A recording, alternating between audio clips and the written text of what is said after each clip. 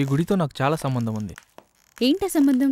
First time అక్క పెళ్ళికి వచ్చాను, ఇప్పుడు నిన్ను పెళ్లి చేసుకుని వచ్చాను. ఓహో, అదా సంగతి. బాగుంది కదా? బాగుంది.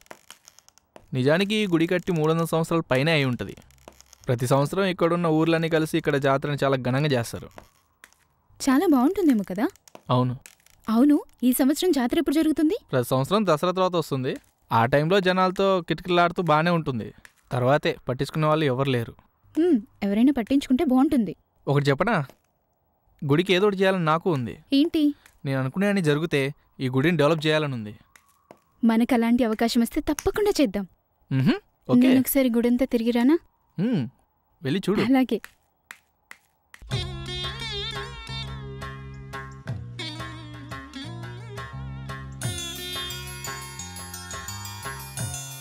ఏమ్మా ఇది కింద పడింది? సుశీల, నువ్వమ్మా? సంపతనయ్య బాగున్నారా?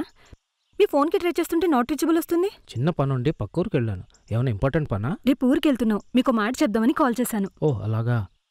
అవును, నటరాజు అతని వైఫ్ వస్తా అన్నారు, వచ్చారమ్మా? శివ్ గణేష్ ఫోన్ చేశాడా? పొద్దున్నే ఫోన్ చేశారు. అదిగో మాటల్లోనే వచ్చింది నటరాజ్ వైఫ్.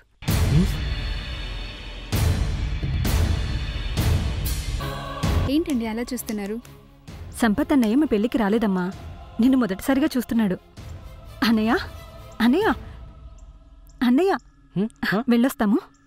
అలాగే పద వెళ్దాం. ఉంటానండి.